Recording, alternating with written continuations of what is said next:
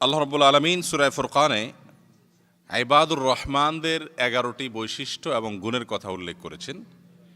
এই 11টি গুণ এবং বৈশিষ্ট্যের মানুষ যারা, তাদেরকে আল্লাহ রাব্বুল আলামিন ইবাদুর রহমান বলে আখ্যায়িত করেছেন। ইবাদুর রহমান মানে হলো রহমানের বান্দা।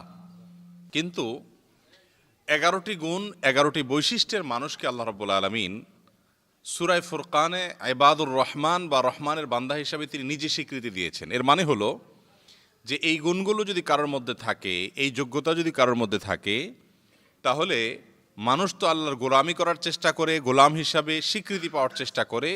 তো এই গুণগুলো যাদের মধ্যে থাকবে, সেই মানুষগুলোকে আল্লাহ তাআলা আগাম ঘোষণা দিয়েছেন তারা হলেন রহমানের বান্দা, রহমানের গোলাম। অর্থাৎ আল্লাহ তাআলা তাদের বন্দেগী, তাদের গোলামি, তাদের দাসত্বকে কবুল করে নিয়েছেন, আগাম জানিয়ে দিয়েছেন। কারা সেই সৌভাগ্যবান মানুষ যাদেরকে আল্লাহ রাব্বুল আলামিন নিজের বান্দা হিসাবে, গোলাম হিসাবে স্বীকৃতি দিয়েছেন, মেনে নিয়েছেন, গ্রহণ করেছেন তাদের বন্দেগীকে? সে সম্পর্কে আল্লাহ রাব্বুল আলামিন বলেছেন, আউযু বিল্লাহি মিনাশ শাইতানির রাজীম, ওয়া ইবাদুর রহমানিল্লাযীনা ইয়ামশুনা আলাল আরদি হাওনা। রহমানের বান্দাদের বৈশিষ্ট্য হলো তারা যখন জমিনে চলাফেরা করে, পৃথিবীতে চলাফেরা করে, হাঁটা চলা করে, তখন তারা সে হাঁটা চলাটা এরকমভাবে করে যে তাদের হাঁটা চলা থেকে বিনম্রতা, বিনয়ের ভাব প্রকাশ পায়। অহংকারের সাথে, দাপটের সাথে তারা চলাফেরা করে না। তাদের এই চলাফেরার ভিতরে নম্রতা থাকে, কোমলতা থাকে। এটা হলো তাদের বৈশিষ্ট্য। আর আরেকটা বৈশিষ্ট্য হলো যে ওয়াইদা খাতাবাহুমুল জাহিলুনা ক্বালু সালামা। মূর্খ কোনো মানুষ না বুঝে অথবা ভুল বুঝে তার সাথে ঝগড়া বিবাদে লিপ্ত হতে আসলে, তর্ক করতে আসলে, সে সালাম বলে সেখান থেকে সরে যায়, কোনো বিতর্ক বৎসায় লিপ্ত হয় না। এটা একজন ইমানদারের গুরুত্বপূর্ণ একটা বৈশিষ্ট্য এবং রহমানের বান্দার একটা গুরুত্বপূর্ণ বৈশিষ্ট্য, যার বন্দেগী আল্লাহ গ্রহণ করবেন। মানুষের সাথে কূটতর্ক, ঝগড়াঝাটি এবং মানুষের সাথে বিতর্ক, এগুলোতে জড়ানোর স্বভাব তার মধ্যে থাকবে না। নবী করিম সাল্লাল্লাহু আলাইহি সাল্লাম বলেছেন, মান তারাকাল মিরাআ ওয়া ইন কানা মুহিক্কান। যে ব্যক্তি ঝগড়াঝাটি, বিতর্ক এগুলো করে না, অথচ কেউ তার সাথে ঝগড়া করতে আসছে, বিতর্ক করতে আসছে অন্যায়ভাবে, তার অধিকার আছে, সে সত্য কথা, সঠিক কথাটা বলতেছে, তারপরেও নিজের অধিকার কথা যদি বলতে যায়, কথা বাড়বে, গ্যাঞ্জাম হবে, তর্ক হবে, ঝামেলা হবে। এটা জানার কারণে সে ঝগড়া বিবাদ করে না, তর্ক এড়ায়া চলে। যদি এরকম করে কেউ, তাহলে নবী করিম সাল্লাল্লাহু আলাইহি সাল্লাম বলেছেন, তার জন্য আমি জান্নাতের মাঝে একটা প্রাসাদের দায়িত্ব নিলাম। জান্নাতের প্রাসাদের দায়িত্ব নেওয়া মানে হলো জান্নাতের দায়িত্ব নেওয়া। কারণ জান্নাতের ভেতরকার প্রাসাদে যেতে হলে তো জান্নাতে অটোমেটিকলি প্রবেশ হবে। এই জন্য তর্ক এড়ানো এটা অনেক ভালো একটা গুণ, কিন্তু তর্ক করা এটা ভালো গুণ। আমাদের সমাজে দেখা যায় যে কথায় কথায় আমরা অনেকে গন্ডগোল, ফাসাদ, তর্ক বিতর্ক এগুলোতে লেগে যাই। রাস্তাঘাটে, বাসে, পাবলিক প্লেসে, যেখানে সেখানে, কর্মস্থলে, শিক্ষা প্রতিষ্ঠানে আমরা মনে করি যে যে কোনো বিষয় নিয়ে গন্ডগোল, ফাসাদ লাগাই দেওয়া, হই হুল্লোড় করা, তর্ক বিতর্ক করা, ঝগড়াঝাটি করা, এটা বোধহয় খুব বেটাগিরি। এই জন্য আমরা বলি যে অন্যায় দেখলে আমাদের মাথা ঠিক থাকে না, আমি চুপ থাকতে পারি না। হ্যাঁ, এটা ঠিক। কোথাও যদি অন্যায় হয়, সে অন্যায়কে বন্ধ করার চেষ্টা করতে হবে, হাত দিয়ে, মুখ দিয়ে, যতটুকু সামর্থ্য আছে ততটুকু দিয়ে অন্যায়কে বন্ধ করার চেষ্টা করতে হবে। কিন্তু অহেতুক তর্ক, বৎসা, বিতর্ক, বিশেষ করে যেগুলোর কোনো আলটিমেট সমাধান নাই, শুধুমাত্র কথায় কথা বাড়বে, যার যারটা তার তার কাছেই থাকবে, মুখটা নষ্ট হবে, সময়টা অপচয় হবে, নিজের চরিত্র নষ্ট হবে, মাথাটা গরম হবে। এ জাতীয় ক্ষেত্রে নিজেকে, বিশেষ করে যখন কোনো মূর্খ মানুষ না বুঝে সে তর্ক করছে, তার সাথে কথা বললে কথা আরও বাড়তে থাকবে। এই টাইমে যে ব্যক্তি সালাম বলে সেখান থেকে সরে আসে, ওয়া ইযা খাতাবাহুমুল জাহিলুনা ক্বালু সালামা, মূর্খরা যখন তাদের সাথে কথা বলে তখন তারা বলে সালাম, মানে তুমি তোমার মতো থাকো, ভালো থাকো, তুমি আল্লাহ তোমার ভালো রাখুক, আসসালামু আলাইকুম বলে সে সেখান থেকে চলে আসে, মানে কথা বাড়ায় না। এটা হলো রহমানের বান্দাদের একটা গুরুত্বপূর্ণ বৈশিষ্ট্য। এই বৈশিষ্ট্যটা বলা যত সহজ, আমল কিন্তু এত সহজ না। কারণ এই সমস্ত পরিস্থিতিতে মাথা ঠান্ডা রেখে নিজেকে নিয়ন্ত্রণ করতে পারা, এটা যার তার দ্বারাই সম্ভব হয় না। আল্লাহ তাআলা আমাদের সবাইকে এ ধরনের পরিস্থিতিতে রহমানের বান্দার যে গুণ বৈশিষ্ট্য সেটা অর্জন করার, ধারণ করার তৌফিক দান করুন। 3 নম্বর রহমানের বান্দার বৈশিষ্ট্য হলো ওয়াল্লাযীনা ইয়াবিতুনা লিরাব্বিহিম সুজদান ওয়া কিয়ামা। যে সমস্ত লোকেরা রাতের বেলায় আল্লাহ রাব্বুল আলামিনের সন্তুষ্টির জন্য সিজদা করে, রুকু করে, অর্থাৎ নামাজ পড়ে, তাহাজ্জুদের সালাত আদায় করে, রাত জেগে আল্লাহর সামনে দাঁড়িয়ে যায়, রুকু সিজদায় লিপ্ত হয়। আজ আমাদের অবস্থা হলো যে 5 ওয়াক্ত নামাজ পড়তেই আমাদের অসুবিধা, এটা পড়তেই কষ্ট হয়, অথচ আল্লাহ রাব্বুল আলামিনের বান্দিগির স্বীকৃতি পাইতে হলে, রহমানের বান্দা হিসাবে আল্লাহর পক্ষ থেকে ঘোষণা এবং স্বীকৃতি পেতে হলে তাহাজ্জুদের নামাজের অভ্যাস আমাদের মধ্যে থাকতে হবে। বিশেষ করে রমাদান আসছে, তারাবির নামাজটাকে ধীরস্থিরতার সাথে সুন্দরভাবে, তাড়াহুড়ো না করে, ভালোভাবে একটু সময় নিয়ে আদায় করার চেষ্টা করতে হবে। তুফান মিল নামাজ পড়া যাবে না। সেই সাথে সাহারি খেতে যখন উঠবেন ভোর রাতে, তখন সম্ভব হলে একটু একটু করে 2 রাকাত 4 রাকাত নামাজ সিজদা রুকু লম্বা লম্বা করে আল্লাহর সাথে কথা বলবেন এবং রহমানের বান্দা হওয়ার জন্য চেষ্টা করবেন। আমরা অনেকেই আছি আজকাল যে তাহাজ্জুদের সময়, বিশেষ করে রমজান মাসে ভোর রাতের যখন আল্লাহ রাব্বুল আলামিন দুনিয়ার আসমানে নেমে আসেন, বান্দার সাথে আল্লাহর সবচেয়ে ঘনিষ্ঠ সম্পর্ক হয়, এই সময়টাতে শুধু সাহারি খাওয়া নিয়ে আমরা ব্যস্ত থাকি। অথচ এই টাইমটাকে আমরা সাহারি প্লাস করতে পারি। সাহারি প্লাস, সাহারিও খেলাম, আবার পাশাপাশি 2-4 রাকাত নামাজও পড়লাম। বছরের অন্য সময় আপনি উঠতে পারেন না, কিন্তু এই সময় তো আপনার উঠা এমনিই লাগে। তাহলে সেই সাথে আপনি চাইলেই রহমানের বান্দাদের মধ্যে সামিল হওয়ার চেষ্টাটা এই মাসে আপনি শুরু করতে পারেন। আর একবার যদি তাহাজ্জুদের মজা পেয়ে যান, ইনশাআল্লাহ বছরে অন্যান্য সময় তাহাজ্জুদ পড়ার চেষ্টা করা সহজ হবে। আল্লাহ তাআলা আমাদেরকে আমলের তৌফিক দান করুন। তাহলে রহমানের বান্দাদের তৃতীয় বৈশিষ্ট্য হলো তাহাজ্জুদের নামাজ আদায় করা। 4 নম্বর বৈশিষ্ট্য হলো জাহান্নামের আযাব থেকে আল্লাহর কাছে পানাহ চাওয়া। জাহান্নামের আযাব থেকে আল্লাহর কাছে পানাহ চাওয়া।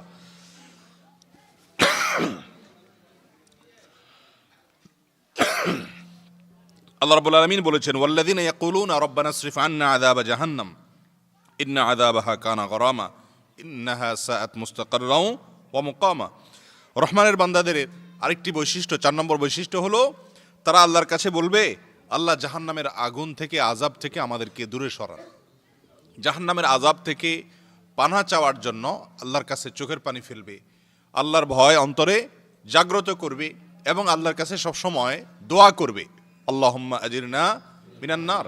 বিশেষ করে যে দোয়া এখানে শেখানো হয়েছে, এই দোয়াটা হুবহু এরকম পাঠ করা, এটা রহমানদের বান্দাদের জন্য অত্যন্ত গুরুত্বপূর্ণ একটা আমল। সেটা হলো রব্বানা ইসরিফ আন্না আযাবা জাহান্নাম ইন্না আযাবাহা কানা গরামা ইন্নাহা সাআত মুস্তাকাররাও ওয়া মুকামা।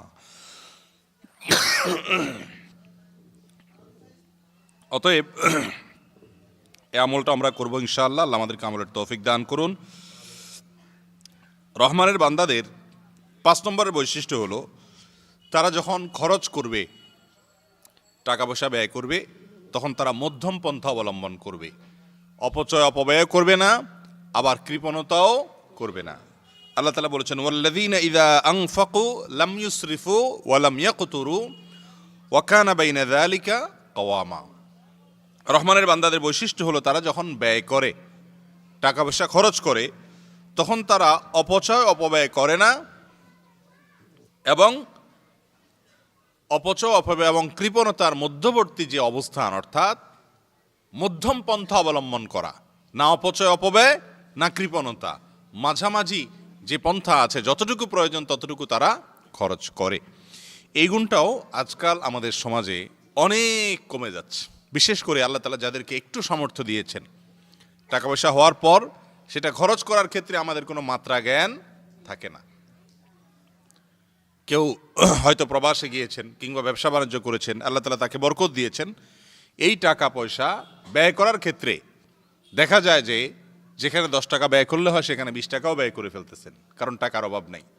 আল্লাহ তাআলার কাছে বান্দার প্রত্যেকটা পয়সার হিসাব দিতে হবে। বিধায় একজন ইমানদার তিনি রহমানের বান্দা হওয়ার স্বীকৃতি পেতে হলে আল্লাহ তাআলা তাকে দিয়েছেন বলেই তিনি অপচয় করবেন কিংবা কৃপণতা করবেন, এই দুইটার কোনোটার সুযোগ নাই। আল্লাহ রাব্বুল আলামিন মধ্যম পন্থাকে পছন্দ করেন।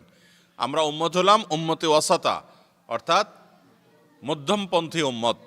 অতএব যে কোনো ক্ষেত্রে আমাদেরকে সীমালঙ্ঘন না করে শরীয়তের সীমানার মধ্যে থাকতে হবে। এর মধ্যে একটা হলো এই ব্যয়ের ক্ষেত্রে যে নীতিমালা, সেটি। রহমানের বান্দাদের 6 নম্বরের বৈশিষ্ট্য হলো ওয়াল্লাযীনা লা ইয়াদউনা মা আল্লাহি ইলাহান আখার, আল্লাহর সঙ্গে আর কাউকে শরীক করবে না, তাওহীদটাকে মজবুত করবে। শুধুমাত্র দোয়া প্রার্থনা কার কাছে করতে হবে? আল্লাহ রাব্বুল আলামিনের কাছে করতে হবে। আল্লাহ ছাড়া আর কারোর কাছে দোয়া প্রার্থনা করা যাবে না। আমাদের সব কিছু দেওয়ার মালিক একমাত্র আল্লাহ। জীবিত মৃত কোনো পীর আমাদেরকে অলৌকিক কোনো ক্ষমতা দিয়ে কোনো কিছু দেওয়ার কোনো ক্ষমতা রাখে না। আল্লাহ রাব্বুল আলামিন কাউকে সেই ক্ষমতা দেনও নাই, সংরক্ষিত কোনো পাওয়ার নাই। বরং সারা দুনিয়ার সমস্ত মানুষ, স্বয়ং নবীরা পর্যন্ত মুখাপেক্ষি ছিলেন কার দিকে? অতএব ইমানদার দোয়া করবে, প্রার্থনা করবে, ইবাদত করবে, গোলামি করবে, দাসত্ব করবে শুধু কার? আল্লাহ তাআলার। তো রহমানের বান্দার বৈশিষ্ট্য হলো সে কখনো আল্লাহর সঙ্গে শরীক সাব্যস্ত করে না, শিরিক করে না। সব সময় দোয়া করা, ইবাদত করা, এটা শুধু কার জন্য করে? আল্লাহর জন্য করে। এরপরে 7 নম্বরের বৈশিষ্ট্য হলো ওয়ালা ইয়াকতুলুনা আন-নাফসাল্লাতী হাররামাল্লাহু ইল্লা বিল হক। আল্লাহ রাব্বুল আলামিন মানুষকে, বিভিন্ন প্রাণীকে অন্যায়ভাবে হত্যা করা হারাম করেছেন। অতএব কোনো প্রাণী, কোনো প্রাণ সে অন্যায়ভাবে হত্যা করে না। মাতৃগর্ভে যে শিশু দুনিয়াতে আসে, ভ্রূণ যখন থাকে, ওই অবস্থাতে আমাদের সমাজে বহু মানুষ সেটাকে হত্যা করে এবং মেডিসিনের মাধ্যমে, বিভিন্ন প্রক্রিয়ার মাধ্যমে দেখা যায় যে মাতৃগর্ভেই সন্তান নষ্ট করে ফেলে। আছে না নাই? সন্তানের মধ্যে যখন হার্টবিট চলে আসে, যখন প্রাণ চলে আসে মায়ের গর্ভে, এরপরে সেই সন্তান যদি আপনি মেডিসিন দিয়ে নষ্ট করেন, তাহলে সেক্ষেত্রে আপনি একটা প্রাণ হত্যা করলেন। কি হত্যা করলেন? প্রাণ হত্যা করলেন। তো আল্লাহ রাব্বুল আলামিন এখানে এই প্রাণের কথাটাই বলেছেন যে যারা কোনো প্রাণ হত্যা করে না। এই প্রাণ হত্যা করা বলতে মানুষ হত্যা আছে, আবার এই ভ্রূণ হত্যা আছে। অন্যায়ভাবে কোনো প্রাণ হত্যা করা যাবে না। এমনকি পশু পাখি, তাদেরকেও যদি আপনি অন্যায়ভাবে হত্যা করেন, প্রয়োজন নাই, খেলতে খেলতে দুষ্টামি করতে করতে আপনি একটা প্রাণী হত্যা করলেন, আছে না? অনেকে করে, মজা করতে করতে হত্যা করে ফেললেন, এটাও অন্যায়। আল্লাহ রাব্বুল আলামিন সমস্ত প্রাণীদের প্রতি রহম করার কথা আমাদেরকে বলেছেন। যে সমস্ত পশুর গোশত খাওয়া আমাদের জন্য হালাল করা হয়েছে, সেগুলো আমরা জবে করে খেতে পারি, আমাদের জন্যই তাদেরকে সৃষ্টি করা হয়েছে। কিন্তু সে তাদেরকে পর্যন্ত জবে করতে গিয়ে অমানবিকভাবে জবে করা, অথবা তাদেরকে জবে করতে গিয়ে যতটুকু কষ্ট তাদের হয় তার চেয়ে প্রয়োজনের চেয়ে বেশি কষ্ট দেওয়া, ভোঁতা ছুরি দিয়ে আপনি অযথা তাকে দীর্ঘ সময় পর্যন্ত জবাই করতে থাকলেন, এ ধরনের কর্মকাণ্ডের মাধ্যমে এই যে প্রাণীকে কষ্ট দিচ্ছেন, সেটাও কিন্তু শরীয়তে গুনাহের বিষয়। এ ধরনের বিষয়গুলো আমাদের সমাজে আছে। অতএব এগুলো ইসলামী শরিয়াত দৃষ্টিকোণ থেকে জায়েজ নাই। যে সমস্ত প্রাণীর উপদ্রবে আপনার কষ্ট হয়, আপনার ডিস্টার্ব হয়, যেমন কথার কথা পিঁপড়ার উপদ্রব হয়, মশার উপদ্রব হয়, তারপর ইঁদুরের উপদ্রব হয়, তো এই সমস্ত প্রাণীগুলোকে আপনি হত্যা করতে পারেন, কিন্তু সেগুলোকেও হত্যা করতে গিয়ে অমানবিক কোনো পন্থা অবলম্বন করতে পারবেন না। একবার এক ব্যক্তি, তিনি কিছু পিপিলিকা আগুন দিয়ে পোড়াচ্ছিলেন। নবী করিম সাল্লাল্লাহু আলাইহি সাল্লাম দেখে তাকে নিষেধ করেছেন, বলেছেন যে আগুন দিয়ে আগুনের সৃষ্টিকর্তা অর্থাৎ আল্লাহ রাব্বুল আলামিন জাহান্নামে শাস্তি দিবেন, এছাড়া কাউকে এটা দেওয়ার রাইট রাখেন নাই। অতএব পিপিলিকা আপনার কষ্ট দিচ্ছে, আপনি বিভিন্ন পাউডার আছে, বিভিন্ন কিছু আছে, এগুলো দিয়ে আপনি মেরে ফেলেন, কিন্তু প্রয়োজন ছাড়া তাকে অমানবিকভাবে হত্যা করার সুযোগ নাই। ইসলাম আমাদেরকে সেই সুযোগ দেয়নি, সেই অনুমতি দেয়নি। বিধায় একজন মানুষ তিনি রহমানের বান্দা হওয়ার জন্য তার মধ্যে মায়া মমতা থাকতে হবে, সম্প্রীতি ভালোবাসা থাকতে হবে। মানুষ তো বটেই, যে কোনো প্রাণের প্রতি তার আন্তরিকতা এবং এই মানসিকতা ধারণ করতে হবে। আপনারা দেখবেন যে অনেক ইঁদুর মারার আঠা পাওয়া যায়, এই আঠাগুলোর মধ্যে ইঁদুর লেগে যায়, এরপর লেগে যাওয়ার পরে দেখা যায় সে আঠার সাথে লেগে থেকে দিনকে দিন পড়ে থাকতে থাকতে সে তারপরে মারা যায়। অথবা সে আঠা থেকে এরপরে টেনে বের করেন, আপনি বের করতে গিয়ে তার চামড়া ছিলে যায়, শরীর টুকরা টুকরা হয়ে যায়। তো এইভাবে তাকে অমানবিকভাবে কষ্ট দিয়ে হত্যা করার প্রয়োজন নাই। আপনি যেমন বিষ প্রয়োগ বা অন্য যে সমস্ত পন্থা আছে তুলনামূলকভাবে কম কষ্টে তার মৃত্যু হবে, সে সমস্ত পন্থা তাদেরকে হত্যা করতে পারেন। তো এইভাবে যে কোনো প্রাণের প্রতি রহমানের বান্দা হওয়ার জন্য, আল্লাহর স্বীকৃত গোলাম হওয়ার জন্য, যাদের গোলামি বন্দিকে আল্লাহ তাআলা স্বীকার করে নিয়েছেন, ঘোষণা দিয়েছেন, সে মানুষ হওয়ার জন্য এই আন্তরিকতা আমাদের মধ্যে থাকতে হবে ইনশাআল্লাহ। রহমানের বান্দার আরেকটা বৈশিষ্ট্য হলো ওয়ালা ইয়াজনুন, তারা জেনায় লিপ্ত হয় না। জেনায় লিপ্ত হয় না এর মানে হলো জেনার যত প্রকার আছে সমস্ত প্রকার জেনা থেকে তারা নিজেদেরকে বাঁচিয়ে রাখে। সরাসরি জেনা, সরাসরি ব্যভিচার, এটা যেরকম অপরাধ গুনাহের কথা, জেনার প্রাথমিক যে কাজগুলো আছে এগুলোও কিন্তু অপরাধ এবং গুনাহের কথা। নবী করিম সাল্লাল্লাহু আলাইহি ওয়াসাল্লাম বলেছেন, জিনাল আইনি আন-নজর, চোখের জেনা হলো চোখ দিয়ে এমন কোন নারীকে দেখা যাকে দেখা ইসলামী শরীয়ত আমার জন্য হালাল করে নাই, তার দিকে আমি দৃষ্টিপাত করলাম, এটাই হলো চোখের জেনা। এভাবে কল্পনার জেনা হতে পারে, মনের জেনা হতে পারে, বিভিন্ন অঙ্গ প্রত্যঙ্গের জেনা হতে পারে। এই অপরাধটি আজকাল এই পরিমাণ হয়ে গেছে যে এটা মহামারী হয়ে গেছে। এটা থেকে বেঁচে থাকা এখন কঠিন, দুরূহ হয়ে গেছে। আপনি টেলিভিশনের দিকে তাকাবেন, সেখানে পরনারীর দিকে আপনাকে তাকাতে হচ্ছে। ইমানদার রহমানের বান্দা হওয়ার প্রয়োজনে আপনি নিজেকে কন্ট্রোল করে ফেলতে হবে যে না, আমার জন্য এটা তো জায়েজ নাই, এবং এই অপরাধে যদি আমি লিপ্ত হই তাহলে তো রহমানের বান্দা হওয়ার কোনো সুযোগ থাকবে না। ঠিক তেমনি ভাবে বিশেষ করে আমাদের তরুণ যারা আছে বয়সে, যারা স্কুল কলেজে সহশিক্ষায় তারা শিক্ষা গ্রহণ করে থাকে, এই কারণে দেখা যায় সেখানে বিভিন্ন মেয়েদের সাথে পড়াশোনা করতে হয়, তাদের সাথে ওঠা বসা করতে হয়। এই শিক্ষা নিতে গিয়ে, শিক্ষা প্রতিষ্ঠানে গিয়ে তাদের অনেকে চরিত্রকে বিলীন করে ফেলে, নিজের চরিত্রটাকে নষ্ট করে ফেলে, এবং রহমানের বান্দা হওয়ার সুযোগ থেকে তারা বঞ্চিত হয়ে যায়। আগে কেউ যদি নিজের প্রতি জুলুম করেছে, অন্যায় করেছে, তাদের সম্পর্কে কিন্তু আল্লাহ তাআলা এই আয়াতের পরেই বলেছেন যে ইল্লা মান তাবা ওয়া আমানা ওয়া আমিলা আমালান সালিহা, যারা আগে কখনো এই সমস্ত অপরাধগুলো করে ফেলেছে কিন্তু এরপরে এখন সে লজ্জিত হয়ে তওবা করে ফিরে এসেছে, তার কথা ভিন্ন, আল্লাহ তাআলা তাকে মাফ করে দেন, নতুন করে তার হালখাতা শুরু হয়, এবং এ ব্যক্তি আবার রহমানের বান্দা হওয়ার সুযোগ এবং উপযোগিতা তার মধ্যে তৈরি হয়। রহমানের বান্দাদের আরেকটা বৈশিষ্ট্য এবং গুণ হলো ওয়াল্লাযীনা লা ইয়াশহাদুনা যুর, যারা মিথ্যা সাক্ষ্য দেয় না। রহমানের বান্দারা কখনো মিথ্যা সাক্ষ্য দিতে পারে না। মিথ্যা সাক্ষ্য দিলে সে রহমানের বান্দা হবে না। মিথ্যা সাক্ষ্য কিভাবে দেয়? যেমন দুজন মানুষের মধ্যে গন্ডগোল হয়েছে, আপনি সেখানে ছিলেন না, তারপরেও আপনি আপনার পছন্দের কোনো মানুষ, হয়তো আত্মীয় স্বজন বা বন্ধু বান্ধব বা পছন্দের মানুষ, আপনি তার পক্ষে সাক্ষী দিলেন অথচ আপনি সেখানে ছিলেন না, এটা হলো মিথ্যা সাক্ষী। একইভাবে আমরা দেখা যায় বহু ধরনের মিথ্যা সাক্ষ্য দেই। যেমন কথার কথা, একজন শিক্ষার্থী পরীক্ষা দিচ্ছে, সে এ প্লাস পাওয়ার উপযুক্ত না, আপনি বিভিন্নভাবে অন্যায়ভাবে তাকে এ প্লাস পাওয়াই দিলেন, তাহলে সেক্ষেত্রে সে যে এ প্লাসের উপযুক্ত না তারপরও আপনি পাওয়াই দিলেন, এটা হলো মিথ্যা সাক্ষ্য দেওয়া। কিভাবে মিথ্যা সাক্ষ্য দেওয়া? এই লোকটা এটার উপযুক্ত না, তারপর আপনি বলেন উপযুক্ত, তাহলে তাকে উপযুক্ত হওয়ার সাক্ষ্য দেওয়া। কাউকে সার্টিফিকেট দিলেন এসএসসি পাশের, তার মানে সে এসএসসি পাশের যোগ্য, আসলে সে এটার যোগ্য না, তাহলে আপনি কি করলেন? মিথ্যা সাক্ষ্য দিলেন। এইরকম মিথ্যা সাক্ষ্য আমাদের সমাজে বিভিন্নভাবে দেওয়া হয়। কারোর ছেলে বা মেয়ের বিয়ে হবে, বিয়ে করাবে, তো আপনার কাছে জানতে চাইছে যে আমি অমুক এলাকায় আত্মীয়তা করতে চাই, তার সম্পর্কে আপনি কি জানেন? আপনি দেখলেন যে আপনার পছন্দের মানুষ, আপনারই ভাইয়ের মেয়ে হয়তো বা কাছের কারোর মেয়ে, এর সম্পর্কে আপনার কাছে জানতে চাওয়া হলো, আপনি তখন কি করেন? যত প্রশংসা আছে, যা আছে তা বলেন, যা নাই তাও বলেন। এটা কিন্তু মিথ্যা সাক্ষ্য দেওয়া, এটা মিথ্যা সাক্ষ্য দেওয়া। আপনি বললেন যে এর মতো মেয়ে এলাকাতে আরেকটা নাই, অথচ আপনি জানেন তার চরিত্রের কি হাল, তারপরও আপনি এটা বলতেছেন কেন? আপনার ভাইয়ের মেয়ে, আপনার বন্ধুর মেয়ে, তার বিয়েটা হওয়া দরকার। এই জন্য ওই বেচারাদেরকে আপনি ক্ষতিগ্রস্ত করতেছেন, মিথ্যা সাক্ষ্য দিচ্ছেন। অথবা যার ব্যাপারে জিজ্ঞেস করতে আসছে ওই লোকটা হয়তো আপনার শত্রু, তার সাথে আপনার শত্রুতা আছে, গন্ডগোল আছে, তো এখন বা সম্পর্ক নাই, ভালো সম্পর্ক নাই, জিজ্ঞেস করতে আসছে যে আমরা এখানে আত্মীয়তা করতে চাই, ভাই আপনি কি বলেন, চিনেননি না লোকটা কেমন কি?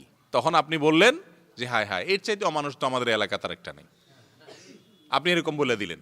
আসলে লোকটা খারাপ না, কিন্তু আপনি খারাপ বললেন কারণ আপনার সাথে তার গন্ডগোল আছে, তাহলে এটাও মিথ্যা সাক্ষ্য হওয়া। সত্য সাক্ষ্য কোনটা? যা আছে তা বলা, যা আছে তা, ভাই এই ভালো দিক আছে, এই খারাপ দিক আছে, আমি যদ্দূর জানি আমি এদ্দূর বললাম, এটা আপনি বলে দিবেন। এবং ফয়সালা এবং সিদ্ধান্ত হবে আল্লাহ রাব্বুল আলামিনের ফয়সালার মাধ্যমে, আল্লাহ যা হুকুম রাখছেন সেটাই হবে, কিন্তু আপনাকে সত্যটা বলতে হবে। তো রহমানের বান্দা হওয়ার জন্য মিথ্যা সাক্ষ্য দেওয়া থেকে বিরত থাকতে হবে। অথচ আমরা অনেকে কিন্তু দাড়ি টুপি পরে, লম্বা জুব্বা পরে, অনেক ভালো ভালো কাজ করি, নামাজ কালাম পড়েও আমরা কিন্তু এই ধরনের এই জাতীয় মিথ্যা সাক্ষ্য দিয়ে থাকি। এ রোগটা আমাদের মধ্যে আছে না নাই? আছে। তো এটা হলো রহমানের বান্দাদের বৈশিষ্ট্য যে তারা মিথ্যা সাক্ষ্য দিবে না। ওয়াইদা মাররু বিল্লাগবি মাররু কিরামা। রহমানের বান্দাদের আরেকটা বৈশিষ্ট্য হলো তারা যখন কোনো জায়গায় অহেতুক অনর্থক ফালতু কোনো কাজ হয়, কথা হয়, যেটাতে কোনো দুনিয়া বা আখিরাতের ভালো কোনো কল্যাণ সেখানে নাই, তারা ওইটার পাশ দিয়ে গেলে সে নিজের আঁচল বাঁচিয়ে, সম্মান বাঁচিয়ে সেখান থেকে চলে যায়, অর্থাৎ সেটাতে সে জড়ায় না। এখন আপনি জানেন চা দোকানে কি হয়, আপনি তারপরও সেখানে গিয়ে ঘন্টাকে ঘন্টা বসে আড্ডা মারলেন, রহমানের বান্দা হওয়া যাবে না। আপনি জানেন সেখানে বসে পুরা এলাকার মানুষের গীবত শেকায়েত হয়, অমুকের বদনামি, তমুকের গীবত, অমুকের পিছে লাগা, অমুকের বিরুদ্ধে ষড়যন্ত্র করা, অমুকের সাথে অমুককে লাগাই দেওয়া, এই যত রকমের অপকর্ম আছে এগুলা সবসময় যে হয় তা না। আপনি যদি জানেন যে এই জিনিসটা হয় এই জায়গায় বসলে, তাহলে সেখানে আপনি ইচ্ছাকৃত যাচ্ছেন, ঠান্ডা মাথা যাচ্ছেন এবং সেখানে গিয়ে আড্ডা মারতেছেন, তাহলে এটা হলো রহমানের বান্দাদের বৈশিষ্ট্যের খেলাফ। রহমানের বান্দা হতে হলে, আল্লাহ তাআলার স্বীকৃত গোলাম হতে হলে, আব্দ হতে হলে, সেক্ষেত্রে এই বদ অভ্যাস থেকে দূরে সরে আসতে হবে। কোনো অন্যায় কাজ, গুনাহের কাজ, শুধুমাত্র অহেতুক কাজ না, কোথাও গুনাহ হচ্ছে আপনি জানেন, সেখানে আপনি যাবেন না, আপনি সেখান থেকে দূরে থাকবেন। বিশেষ করে তরুণদের জন্য এটা অনেক বেশি গুরুত্বপূর্ণ যে আপনি জানেন 4-5 বন্ধু বান্ধব তারা হয়তো আজে বাজে কাজ করে, আজে বাজে কথা বলে, হারাম কোনো কিছু তাদের মধ্যে আছে, আপনি এটা বোঝার পর, আঁচ করার পর, অনুমান করার পর তাদেরকে এড়ায় আপনি চললেন, সেখান থেকে নিজের আঁচল বাঁচায় আপনি সরে আসলেন। এটা হলো রহমানের বান্দাদের বৈশিষ্ট্য। আল্লাহ তাআলা আমাদেরকে এই বৈশিষ্ট্য অর্জন করার তৌফিক দান করুন। অতএব এই বৈশিষ্ট্য আজকাল অর্জন করাটা অনেক বেশি আরো জরুরি হয়ে পড়ছে, কারণ চতুর্দিকে হারামের হাতছানি। আপনি যার সাথে মিশলে গুনাহে লিপ্ত হতে হবে, হারামে লিপ্ত হতে হবে, চাইলেও বাঁচতে পারবেন না, এরকম জায়গা থেকে দূরে সরে আসা, এটা হলো আপনার আখিরাত রক্ষা করার জন্য জরুরি, রহমানের বান্দা হওয়ার জন্য জরুরি। ভাইরা আমার, এরপরে রহমানের বান্দাদের আরেকটা বৈশিষ্ট্যের কথা আল্লাহ তাআলা বলেছেন, ওয়াল্লাযীনা ইযা যুক্কিরু বিআয়াতি রাব্বিহিম লাম ইয়াখিরু আলাইহা সুম্মা ওয়া উমিয়ানা।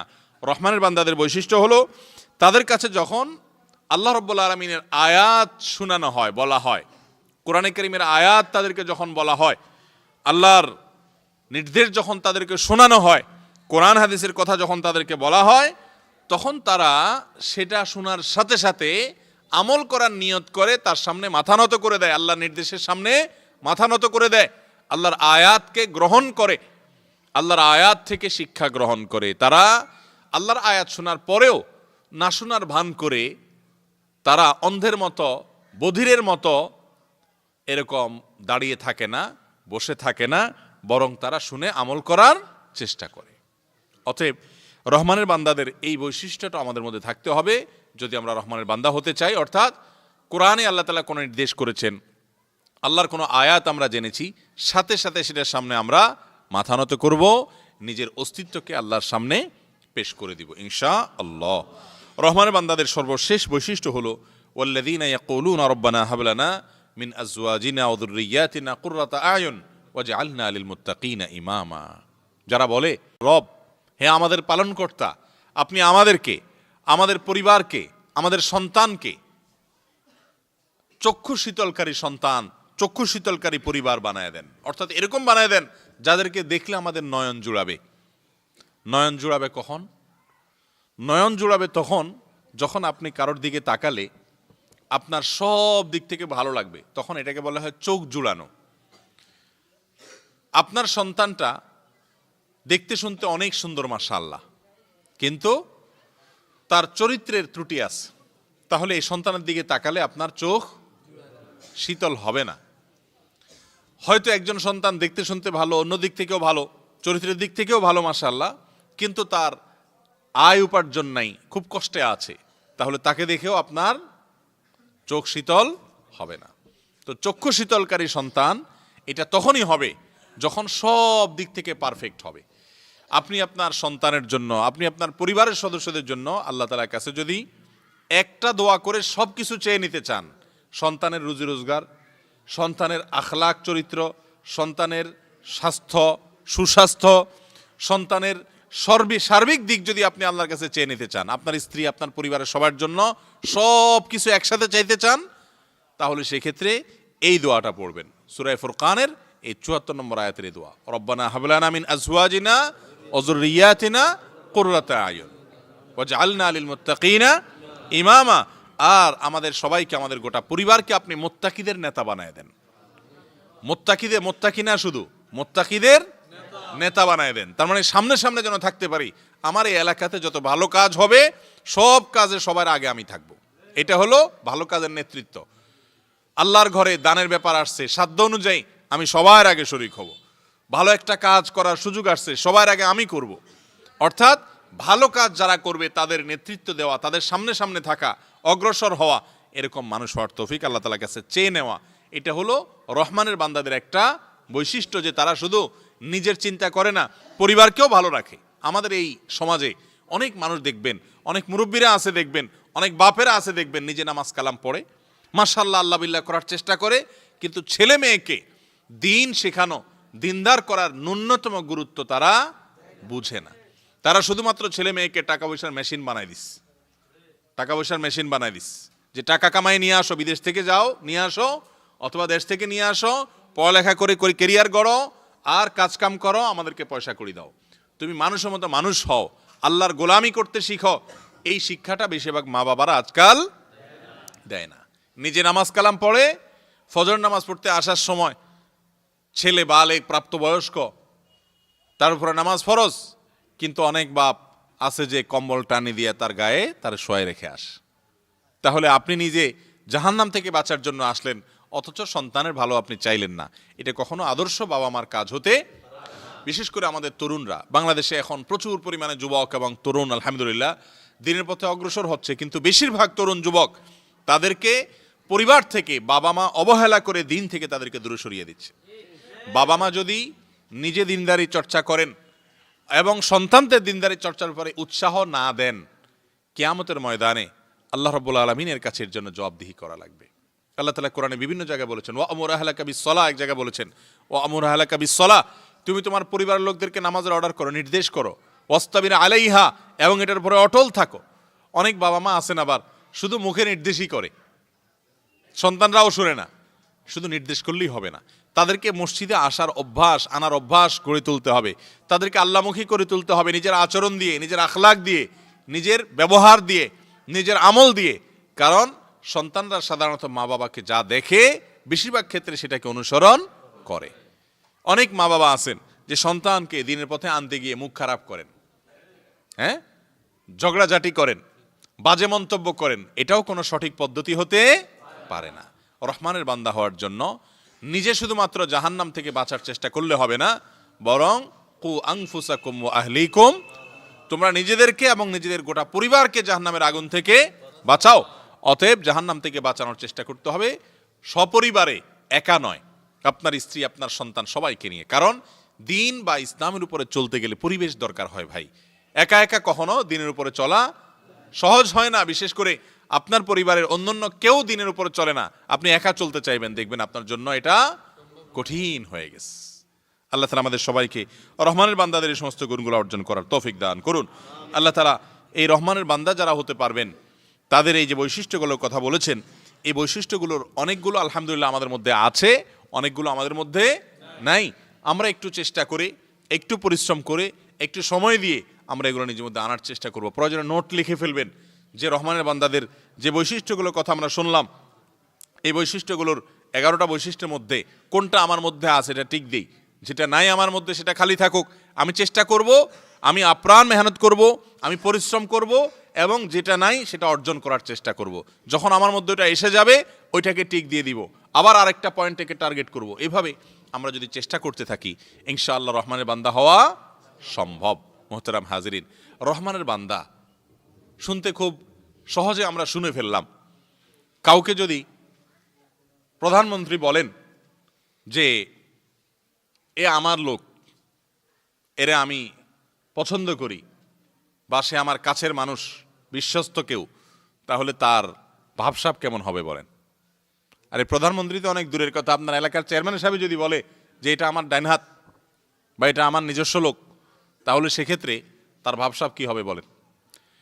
আর সেখানে দুনিয়ার সমস্ত রাজাদের রাজা, দুনিয়ার সমস্ত রাজাদেরকে যিনি সৃষ্টি করেছেন, দুনিয়ার সব সৃষ্টি জগতের সকল সৃষ্টির মহান সৃষ্টিকর্তা যে আল্লাহ রাব্বুল আলামিন, সে আল্লাহ রাব্বুল আলামিন আপনাকে আমাকে যখন পরিচয় দিবেন যে এ আমার গোলাম, এ আমার দাস, সে আমার, তাহলে সেক্ষেত্রে তার মর্যাদা কত বেশি হতে পারে। অতএব আমরা রহমানের বান্দা হওয়ার চেষ্টা করবো তো ইনশাআল্লাহ। আমি এই বৈশিষ্ট্যগুলো আবারও বলে দিচ্ছি। রহমানের বান্দাদের একটা বৈশিষ্ট্য হলো, প্রথম বৈশিষ্ট্য হলো যে তারা যখন চলাফেরা করেন তখন সেই চলাফেরার মাধ্যমে বিনয়ের প্রকাশ ঘটায়। কিসের প্রকাশ ঘটায়? অহংকারী হয় না। দাম্ভিক, অহংকারী, দাপট দেখায়, গায়ের জোর দেখায়, মাতবরি মাস্তানি করে, এটা জাহান্নামী হওয়ার লক্ষণ। দুনিয়াতে যত বেশি লাফালাফি করে মানুষ, এটা লক্ষণ খারাপ। নবী করিম সাল্লাল্লাহু আলাইহি ওয়াসাল্লাম বক্তব্য, আমার কথা নয়। তিনি বলেছেন জাহান্নামী যারা, তারা হলো জাওয়াজ, উতুল, গোয়ার কিসিমের হয়। কিন্তু জান্নাতি যারা, তাদের বৈশিষ্ট্য কি? নবী করিম সাল্লাল্লাহু আলাইহি ওয়াসাল্লাম বলেছেন কুল্লু দাঈফিন মুতাদাঈফ, দুর্বল, বিনয়ী, নিরীহ, এই টাইপের মানুষগুলো, তাদের বেসিক অন্যান্য জিনিস যদি ঠিক থাকে, তাহলে এটা একটা আলামত, বোঝা যেতে পারে যে এটা জান্নাতি মানুষের মার্কা। যাদেরকে সমাজে কোনো গুরুত্ব আমরা দেই না, মনে করি যে এটা নিরীহ, দুর্বল, এটা অসহায়, যদি তার ঈমান আমলটা ঠিক থাকে, বেসিক কাজগুলো ঠিক থাকে, তা এটা বরং জান্নাতি হওয়ার লক্ষণ। অতএব ভাইরা আমার, রহমানের বান্দাদের প্রথম বৈশিষ্ট্যটাই হলো বিনয়। চলাফেরার মধ্যে কি প্রকাশ পাবে? বিনয় প্রকাশ পাবে। তরুণ ভাইদের জন্য এই পয়েন্টটা বিশেষ করে অনেক বেশি গুরুত্বপূর্ণ। বয়স যখন তাগড়া থাকে, গায়ে যখন জোর থাকে, বন্ধু বান্ধব যখন সাথে থাকে, তখন চলাফেরার মধ্যে এক ধরনের ভাবসাব চলে আসে, ঠিক না? মানুষকে মানুষ মনে করেন না। বাজার দিয়ে যান, 4-5 বন্ধু বান্ধব একসাথে আসে, তো সেখানে কোনো রিক্সাওয়ালা বেচারা হয়তো একটু আপনার গায়ের সাথে একটু হালকা লেগে গেছে অসতর্কতার কারণে, তো কি করেন তখন? যত পাওয়ার আছে সব দেখান। এই যে অহংকার, এটা কোনো ইমানদারের বৈশিষ্ট্য না। ইমানদার সর্বাবস্থায় নিজেকে কন্ট্রোল করে, ব্যালেন্স করে, যে না, আমার আচরণ দ্বারা কোনো মানুষের যেন আঘাত বা কষ্ট না হয়। অতএব রহমানের বান্দার জন্য এই গুণটি অর্জন করতে হবে। চলাফেরার মাধ্যমে আমাদের বিনয় প্রকাশ করতে হবে। দ্বিতীয়ত হলো, কেউ যখন আমাদের সাথে বিতর্ক বর্ষা করতে আসবে, অহেতুক তর্ক করতে আসবে, কথা বাড়বে, সেই জায়গায় থেকে আস্তে করে সরে যাওয়া, এড়ায় যাওয়া। 3 নম্বর বৈশিষ্ট্য হলো রাতের বেলা তাহাজ্জুদের নামাজ পড়া। সারা বছর পড়তে পারেন না, অন্তত মাঝে মধ্যে পড়েন। বৃহস্পতিবার রাতে পড়েন, শুক্রবার দিনে ঘুমাতে পারবেন, শিক্ষা প্রতিষ্ঠান বন্ধ বা অফিস আদালত বন্ধ, বা যখন আপনার সুবিধা হয়, অন্তত তাহাজ্জুদের নামাজ পড়ার অভ্যাস করেন। আর তাহাজ্জুদের নামাজ যদি ভোর রাতে পড়তে না পারেন, কমপক্ষে এশার নামাজের পরে 2 রাকাত করে, 2 রাকাত, 4 রাকাত, 6 রাকাত, যতটুকু সম্ভব একটু নামাজ পড়েন। তারপরেও আপনি ইনশাআল্লাহ তাহাজ্জুদ পড়নেওয়ালা মানুষের সওয়াব পাবেন। এটা হলো রহমানের বান্দাদের তৃতীয় বৈশিষ্ট্য।